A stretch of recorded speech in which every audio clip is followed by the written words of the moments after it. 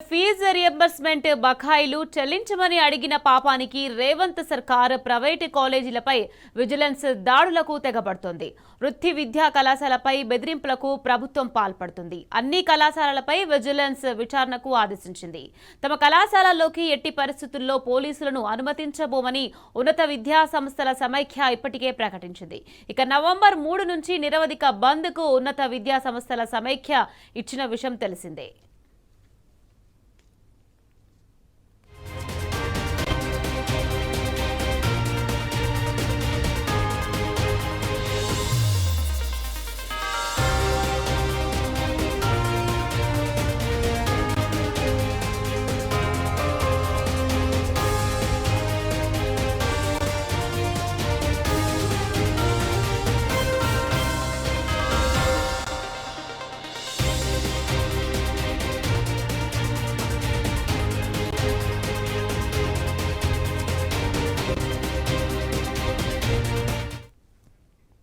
ఇక సర్కారు బెదిరింపులతో ఉన్నత విద్యా సంస్థల సమైక్య కీలక నిర్ణయం తీసుకుంది. రేపు సాయంత్రం 4 గంటలకు సీఎస్ హోంశాఖ సెక్రటరీ, విద్యాశాఖ సెక్రటరీలను కలిసి వినతి పత్రం అందజేయనున్నారు. తమ కళాశాలల్లోకి విజిలెన్స్ విచారణ చేయవద్దని, విజిలెన్స్ విచారణ పేరుతో తమను భయభ్రాంతులకు గురి చేయవద్దని అన్నారు. తమకు రావాల్సిన బకాయిలు అడిగితే విజిలెన్స్ విచారణ పేరుతో భయభ్రాంతులకు గురి చేయడం కరెక్ట్ కాదన్నారు. ఏ ఒక్క పోలీసును తమ కళాశాలలోకి అనుమతించబోమని తేల్చి చెప్పారు. రైట్, ఇదే విషయానికి సంబంధించి మరింత సమాచారాన్ని మా ప్రతినిధి మహేష్ ఫోన్ లైన్ లో అందించేందుకు సిద్ధంగా ఉన్నారు. మహేష్, చెప్పండి, ప్రైవేటు ఉన్నత విద్యా సంస్థలపై కాంగ్రెస్ సర్కార్ కక్ష సాధింపు చర్యలకు పాల్పడుతుంది. దీనికి సంబంధించి అప్డేట్స్ ఏంటి మహేష్?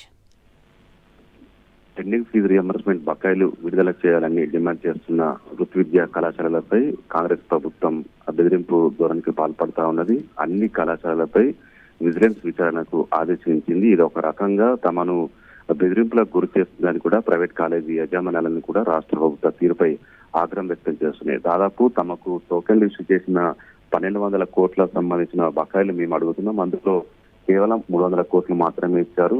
దసరాకి 600 కోట్లు, దీపావళికి మరొక 600 కోట్లు ఇస్తామని చెప్పి కేవలం 300 కోట్లు మాత్రమే ఇచ్చారు. మిగతా 900 కోట్లు ఇవ్వాలని చెప్పి అడుగుతున్న తమపై ఇలాంటి విజిలెన్స్ విచారణ పేరుతో బెదిరింపులకు పాల్పడితే తలొగ్గమంటూ కూడా కాలేజీ యజమానులను కూడా రాష్ట్ర ప్రభుత్వాన్ని హెచ్చరిస్తున్న పరిస్థితి కనిపిస్తా ఉంది. రేపు సాయంత్రం 4 గంటలకు అటు సీఎస్ కావచ్చు, హోంశాఖ సెక్రటరీ, విద్యాశాఖ సెక్రటరీని కలిసి కూడా వినతిపత్రం ఇచ్చి వినతిపత్రము ఇవ్వనున్నట్టు కాలేజీ యజమానులు ఇప్పటికే తెలిపాయి. ఇక తమ కళాశాలకు సంబంధించి ఎట్టి పరిస్థితుల్లో కూడా అటు ఒక పోలీసు అధికారిని కూడా లోపలికి అనుమతించబోమంటూ కూడా ఇప్పటికే ఉన్నత విద్యా సంస్థల సమైక్య కూడా తెలిపింది.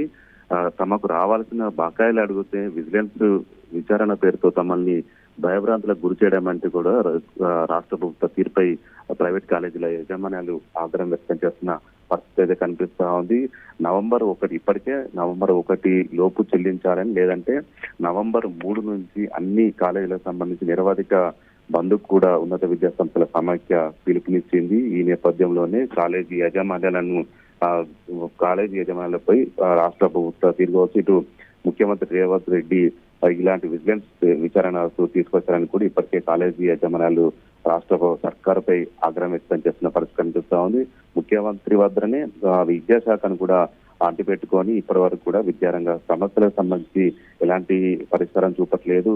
దానికి సంబంధించి ఒక రివ్యూ కూడా నిర్వహించట్లేదు. దానికి మాకు వేలాది లక్షలాది మంది విద్యార్థుల జీవితంపై ఆధారపడి ఉన్నారు. దాదాపు 13 నుంచి 14 లక్షల మంది ఆ ఫీజు రియంబర్స్మెంట్ బకాయిల గురించి ఎదురు చూస్తా ఉన్నారు. ఇవన్నీ ఏం పట్టకుండా విజిలెన్స్ విచారణ పేరుతో తమని భయభ్రాంతులకు గురి చేయడం అంటే ఏంటని కూడా కాలేజీ యజమానులను కూడా రాష్ట్ర ప్రభుత్వాన్ని, ముఖ్యమంత్రి రేవంత్ రెడ్డిని ప్రశ్నిస్తున్న పరిస్థితి కనిపిస్తా ఉంది. Right, thank you Mahesh.